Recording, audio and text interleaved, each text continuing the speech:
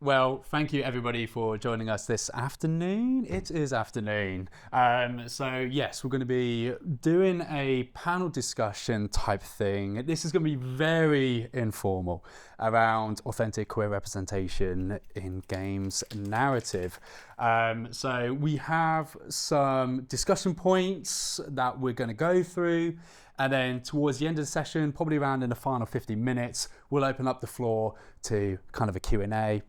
And if we don't have a chance to go through everybody's questions, we are going to be floating around, so more than happy to chat about things. So diving straight in, who on earth are we? Great question. That is Who a are very you? I ask that question a lot in front of the mirror every morning. Would you like to start? I'm going to throw it over to you. Yeah, absolutely. So I am Errol Seymour. I'm a writer and narrative designer at Jagex. We work on RuneScape and old school RuneScape, the game you played when you were 10. And I'm also queer, so I'm here to talk about queer representation in games. So yeah, my name's Gavin Spoors, pronouns he, him. I'm currently working with Fairer Games on their debut title, Brewess, as a writer. Like any indie game, I'm wearing multiple hats and doing narrative design work as well for the project. We're actually demoing upstairs. Please come along and wish list. It's a good game. Thank you. Can we put that in like official marketing? Yeah, it's a good game. Thank you. Great. On the box art. You can quote me. Yes. But I also work in film journalism as well. So I'm an editor-in-chief of FILMHOUNDS Magazine. So I dabble in film and games, writing and narrative stuff. And I am your chaotic, autistic bisexual. So that is us. Let's dive straight into kind of the first topic, get the ball rolling, the icebreaker. What are some of our favourite queer storylines in games? Do you want to go first on this one? Go on then, because I know you've got your little controversial pick, which I'm really excited to dive into. But I'd say probably one, it might be recency that's been going on. I've recently been playing Dragon Age, the Veil Guards, and I really, really appreciate there's the option of when you select your character selection as non-binary, and it actually opens up dialogue options within the game. That's interesting. With that, where you're talking about where you can really lean on transitioning within that. And I really selected a character to be like, okay, how are BioWare going to tackle this? And I actually really do incorporate it with the relationship building with a lot of the characters. And it's just that extra little pathway to kind of build on the history of your character. And it's something that I really appreciated. And probably outside of that, Hades, I'm a big fan of. There's some nodding heads, yes. And I mean, saying that, I do have some critiques with it, which might come up in conversation later on. Okay, we call that foreshadowing in narrative. But there's obviously there's some really great relationships with some of the characters there, some really, great storylines with the character relationships that I really appreciate in there. So those are probably some of my kind of favourites I have. Yeah, I think I'd like to return later to, because I think dialogue tagging is a really useful narrative tool, like building new dialogue options into your character's build, I think is a really great way to make the player feel more immersed in the game. Yes. So yeah, it's really cool that people are doing that with gender and sexuality. And again, I imagine this is probably going to be something that will pop up later, but just touching on that with being able to have the resources, the time to be able to include that kind of content and those aspects within the game, you know, with like touching on BioWare, if they're incorporating that type of thing. As a massive AAA studio, they're going to have so many developers, writers, resources, time and money to be able to incorporate that type of thing. But it's really great to, see something like this, and hopefully that will be more of a common occurrence both in the AAA and the indie scene with that. Fingers crossed.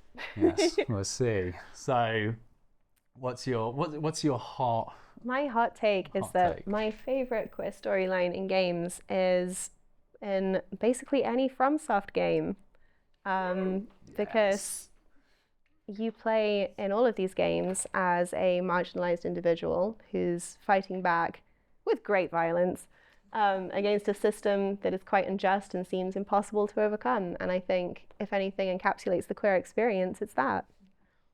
And shooting lasers. And shooting lasers. We've all been there, right? But I think there's so many things you can take from that. We'll talk about this just before this talk as well, where we talk about like in Elden Ring with Ranni the Witch giving up their kind of corporeal body, and there's so many parallels you could take from that into the queer experience. They're games about transformation in quite a literal sense, but also in a metaphorical sense. Yes. And I don't know whether I'm diving too early into talking about when you're exploring queer narratives, it doesn't just have to be romantic. It's about the queer experience. This is something we're planning to touch on a little later, I think. But yeah. Amazing. So stay tuned.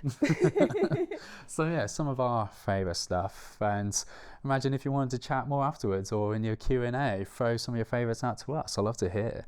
We'd love to hear your opinions on Hades, person who went, when Hades was mentioned. But there's so many great things, and that's the thing, it's great to hear what other favourites are, because there's some games that I have never even heard of, and it's like, I need to play this. So love your suggestions. Yes, please and thank you. Right.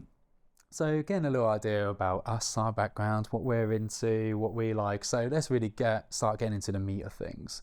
So what's the most memorable queer storyline that we've perhaps worked on? And I know you've done some things with Jagex with that. So I am just throwing this over to you to kickstart again. No problem. I'm thrilled to talk about it. So my most memorable queer storyline that I worked on was for the RuneScape 2022 Pride event. So it was called Tales of Pride. We had a selection of queer characters that you could go and talk to within the game and hear a little story about, their experiences as a queer person in the wonderful world of Gielinor. And we almost immediately ran into a big problem, because we'd said previously that our fantasy world is a place where there is no discrimination whatsoever, let alone against sexuality and gender. And I remember sitting down in a meeting with the other writers on this project and being like, so what do we actually talk about then? Because unfortunately in our real lives, so much of queer experience is rooted in, these narratives of oppression. And when you take that away, what's left is queer joy. So that became the theme for the event. And I was given, second problem, the most miserable character we have. So she's an elf, she's transgender, and she is the last sane member of the elves. And she's stranded on a faraway planet. She has nobody to talk to at any point. She's really going through it. And I was like, how on earth do I inject queer joy into this narrative? And I ended up drawing on my own experience.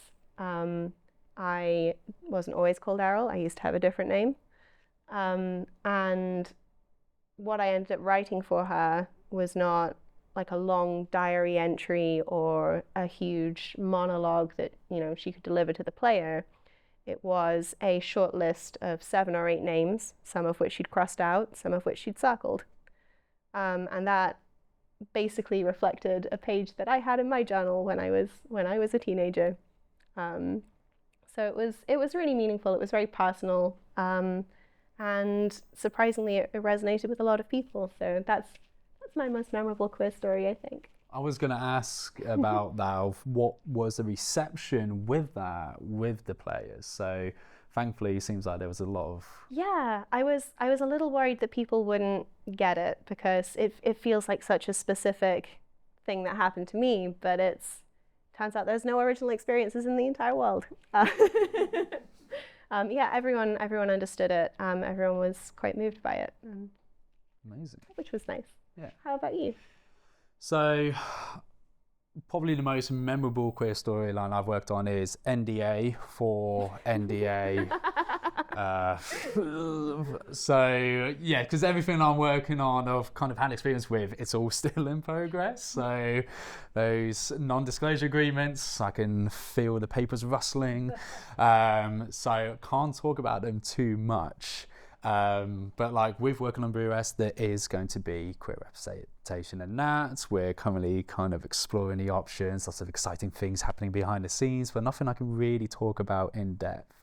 There is one example of a personal project that I've been working on and cooking up, which has been slightly sidetracked for Brewess taking over with the festival. But I was really intrigued. I was kind of getting on my narrative designer hat rather than the writer hat. I mean, like, how can you kind of mechanically get across a queer experience? So it was like a dark fantasy setting, and you're making your way up this mountain, and it's kind of going back to your home, and you have both kind of verbal and physical conflict with people in your past life. And it's a kind of using branching narrative and visual narrative elements to see what you do as a player in terms of going back to these people. Would you try to educate these people, or would you just completely cut them out, kind of destroy that bridge? Wow. And kind of letting the player explore what would you do in that situation. And again, like similar situation, I imagine it's just kind of a default thing as a writer working on queer narratives is you're bringing yourself a lot into that. Like, I haven't really discussed my sexuality with close family. And I think a lot of that was me getting that on, well, not paper, in my PC, of kind of exploring that myself. And I'm kind of playing out the scenarios in my own branching narrative I've been doing for this. Because, yeah, with a lot of queer storylines, again, we're touching on it, where I think a lot of it is explored in pre-existing games, where it's writing, it's romantic dialogue. I was really trying to see, how can I mechanically put that in? What's the experience? What's the you're hoping to have of people it? experience for themselves? Exactly, and the whole choice of consequence, that's for me personally as a writer using this tool, that's what's so exciting about game development as a writer, is that interactivity. Exactly. It's putting you in those shoes. So it's something I was really keen to explore with that. And I think, yeah, it's like doing some play testing and feeling like, okay, I mean, it works for me. It'd be interesting to kind of put it out there. But yeah, really leaning on the narrative design aspect of it. That sounds really fantastic. I look forward to it. see what happens with a million projects on the go at the same time. I know how you feel. Yes. The life of a creative, it's just non-stop. If this works. Hey, there we go. So, what challenges have we faced as queer writers? And I think there's probably a lot to unpack with this, both in terms of, you know, the actual writing, the doing the thing, as well as the kind of wider context of players, developments, colleagues that you're working with. I mean, is there any initial thing that kind of springs to your mind when you initially think of, a challenge as a queer writer? This thing. I think one of the biggest challenges I faced, especially in my early career, was fear. And I kind of held myself back from writing queer storylines because I was afraid of what the reception might be. Is that something you've also experienced? Certainly, yeah. Particularly, yeah, starting out, because I think you're trying to please different people, because it's a tough industry to break into. I mean, any creative industry is, but it feels within the games industry sphere, like particularly with writing a narrative, it's such a hard thing to really You're always break wondering into. in the back of your mind, like, if this is in my portfolio, what is the person on the other side going to think about me as a person? I think it's really important to ignore all of that. Be yourself. I think if there's one piece of advice I could give to people, it's like, be bold about it, because what you are writing is tied up very closely with who you are as a person. And if they don't, what's that quote, that's always on Facebook? If they can't handle me at my worst. I was about to say, with Facebook, is it just like live, laugh, love with a minion beside it? But what would the minions do? But with the challenges, is there any challenges that you face when it actually comes to the actually designing the narrative and writing the story? So kind of circling back to what I was saying before, one of the other big challenges we encounter is that we've specifically said this is a world without discrimination. So what do queer narratives look like in that context? And we've really focused in on queer joy as a concept. Like, in a perfect world, what does queerness look like? It looks like this. And I think, going off of that, something that I've faced when it actually comes to writing, and I think it might be something specifically with bisexuality, where how do you kind of meaningfully get it across in such a short amount of time? That's another big challenge. And because there's so many storylines where it's, you know, they're in like a heteronormative relationship, and then like somebody else comes along and you go from there, and it just comes off as kind of just a bit cheesy, a bit like it doesn't feel natural. Like you're always skirting the edge of biphobia a little bit. Yeah. And that's something I particularly find interesting of, how do you kind of straddle that line? Because particularly with games writing, like you have to make impact so quickly. It's all, you know, player feedback and getting things across. I mean, you can have storylines kind of organically grow if you've got a lengthy play time, but you have to get across the themes quite quickly. And so when you're tackling something that is as nuanced as kind of queerness and sexuality, it's like I find there's like a balance there. They have to kind of straddle. Might you say that it's difficult to make something sound authentic? Outside of the challenges of actually writing the stories, in terms of when we're looking at the real world, you know, are there challenges whether it's to do with like player feedback, communities, or just actually working with other colleagues? Is there anything? Yeah, so obviously I work on an MMO. It's a very community-driven game, and we're always considering, you know, what does the community actually want to see?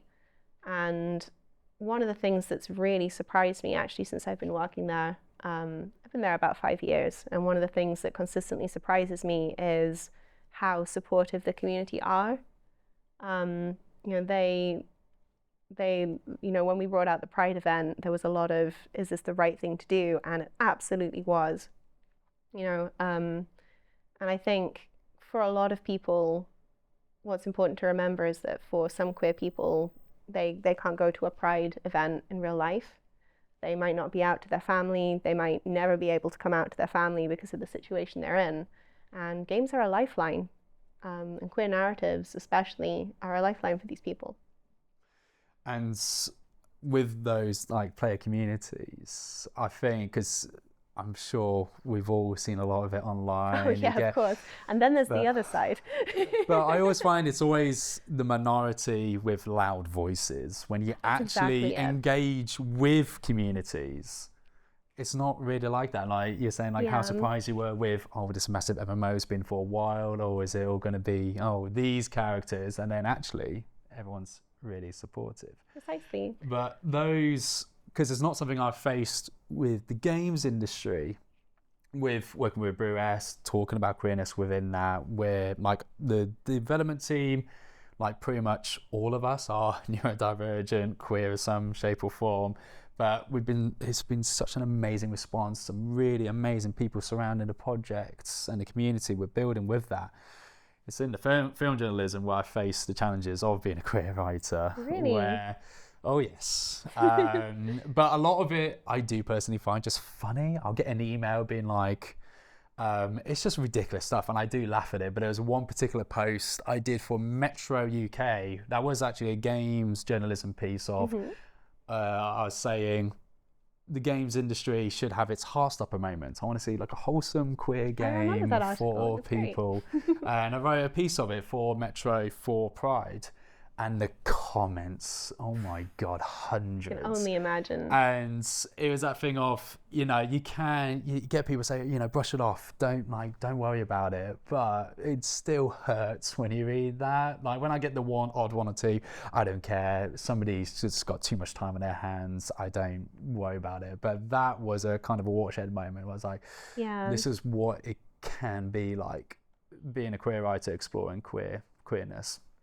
So that was a bit of a waking up moment, but it's fine. Eat some ice cream, have a cry, and just say to him, screw you, keep plowing on. Exactly. Like, don't let him stop you. And like what you're saying earlier about getting out there, of like, be unapologetic and just keep doing your thing and be vocal about it.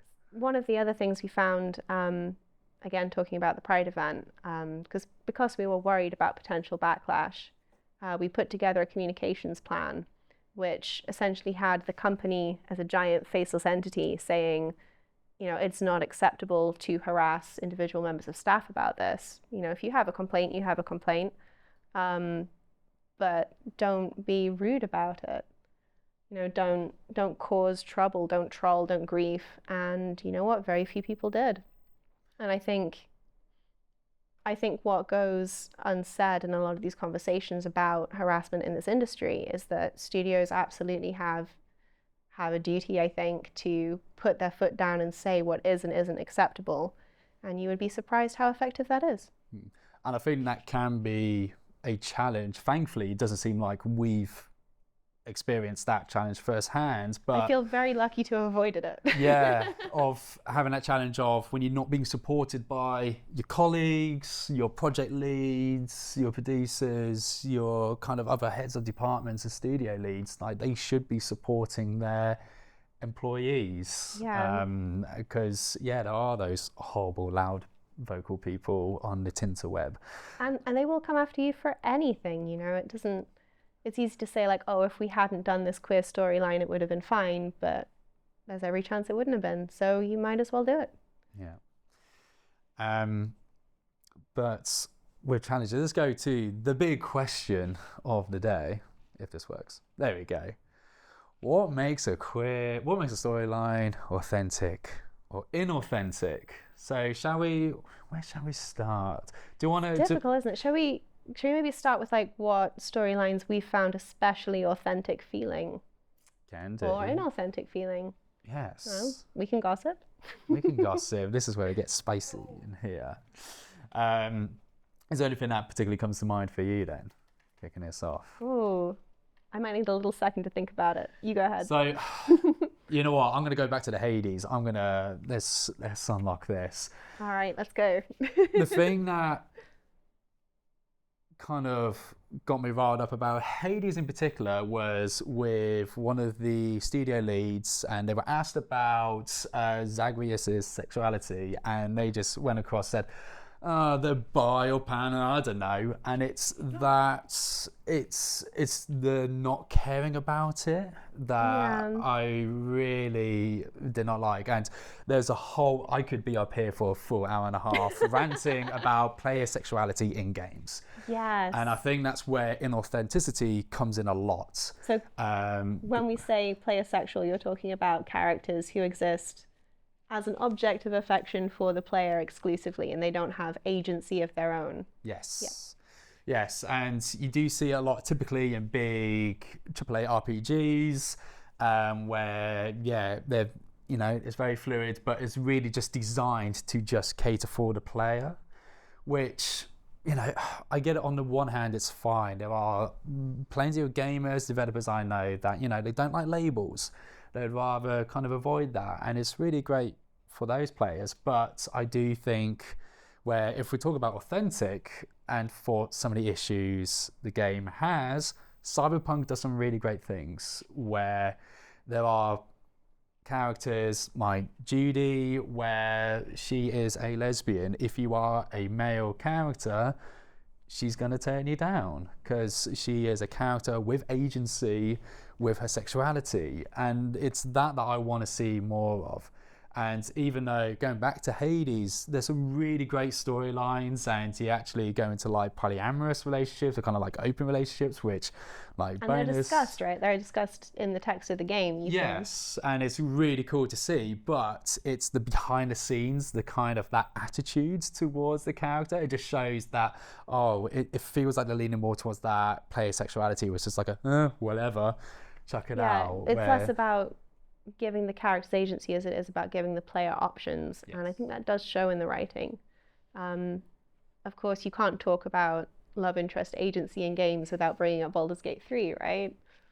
Which I think is a fantastic example, because all of the characters you can romance in this game, if you haven't played it, I don't know, perhaps you've been under a rock. All of them have their own things going on. They have their own storylines, which do not necessarily include you as their love interest. And I think that was a really powerful decision to make at the narrative design stage. Yeah. And with kind of, I think we feel like we should air out the inauthentic stuff. Let's get the red flags. Let's get the moaning and the ranting out of the way. What are some kind of like big red flags when it's like a quiz and you're like, oh no, why have you done this? I think for me, I saw a Tumblr post, watch out, that described this as talking as though they're a brochure for a college. As in they're very focused on just dropping the labels in wherever they can, which I think is probably fine if your game is set in the modern day among people who talk like that, but the vast majority of people do not. And they especially should not be talking like that if they're in like your medieval fantasy game.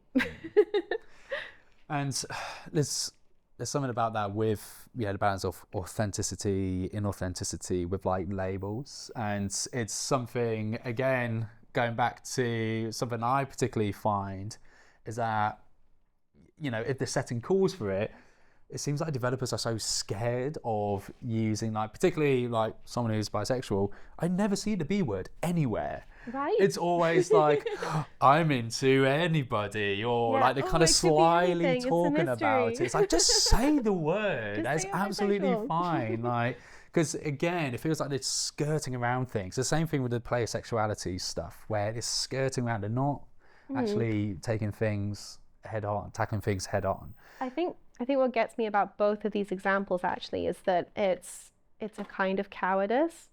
Yes. It's saying that you care more about checking all of the right boxes than telling an authentic story. And I think in any kind of writing, you shouldn't be scared of your audience. You came here and you started writing because you had something to say, so say it. Yeah. So yeah, those are my big pet peeves with inauthentic storylines. And actually another one I just thought of, and I think it's the same with any media really, is there's always like the one queer person. Yeah, like, the token queer. We're the token queer. And it's like, we hang out in packs. We are not secluded people. Like, when there's one of us, there are many in the shadows. Like, I just don't get that. Like the best friend, like the gay best friend is like... How did you meet these people? Yeah, that's one thing that I just don't get. I mean, you still see a lot of today. Again, not just in games, but in so many other It's a very common trope, is that you'll have like a collection of like, there's one queer person and one black person and one Asian person, and like you're checking them off an Infinity Gauntlet. Yeah, exactly. And with kind of how do we get to that authentic place of storyline? So what can we do as developers, as writers, to have authentic queer storylines? I think overall you just have to remember that whatever character you're writing is a person. They are an entire rounded person. Even if they are 2D, they are 3D. Imagine that they have lives outside of even the game you're writing them in. One thing I often find helpful is to put them in different situations. Like when I'm really struggling to get a handle on a character's personality, I like to imagine they work in a coffee shop. Yes, I am a Tumblr user. And like see like, okay, so what's changed about them and what is like a core facet of who they are as a person, and take that knowledge and bring it into the game somehow. I think going off that, where we are not completely defined by our sexuality, that is one part of us. And I think obviously if you want to be exploring queer storylines, make that like making that theme, you're obviously going to have that focus on it, but don't make it that entire character, like you're saying, like they do in Elden Ring. Like they do in Elden Ring. surviving in the lands between. Yeah. But yeah, it's just, yeah, I think really it's that bottom line when it comes to authentic characters, whether they're queer or not. It's their lived in experience, their lives outside of the present situation that they're in the story that you're exploring in your game, in your title. Something else, I've just thought of another pet peeve. We were doing so well, we were so positive. When all of the queer characters only exist as love interests. Yes. I would like to see completely undateable queer characters. Oh, really nice. And again, I think that again ties into what we want to see with authentic storylines, is that, you know, maybe they're undateable because they're in a long-term relationship, or they're just not interested in relationships at all. That is fine. Maybe they're a ghost. Maybe they're a ghost. Ghosts can date and love, but yeah, okay. You heard it here first. But I think with authenticity as well, because I do believe, you know, like non-queer or straight cisgender folk can write authentic storylines. It's just being truthful to the character that you're writing, that you're making. And there are queer experiences that are shockingly similar to straight experiences. You know, like how did you feel when you went on your first date? Probably a queer person felt that same way. Yeah. It's again, don't be afraid of the story you're telling. Yeah, I think is the key. Absolutely. Is there any other green flags that we like to see in queer storylines? I think we've just about covered them. We've kind of covered them from the opposite direction. Yeah, and I think probably like a final point with all of this is that everybody's lived in experience is totally different and unique to everybody else's. There isn't a one size fits all. It's not like you can have like a guide to writing a queer individual, right? That's just not going to work. No step by step. That's really going to lead into inauthenticity, and you're going to start leaning in on stereotypes and it goes without saying, ChatGPT will not be able to get it. Please no ChatGPT.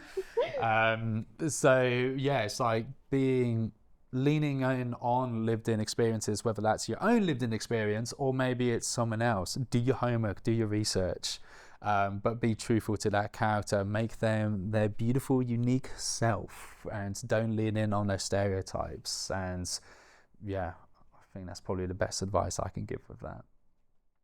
Very solid. Amazing. So, moving on with this clicker that likes to double tap. So, what advice would you give to other writers? I think this is quite broad. I feel like I accidentally covered all the advice. No, I feel like this could be quite broad though, whether it's about queer storylines or just writing in general.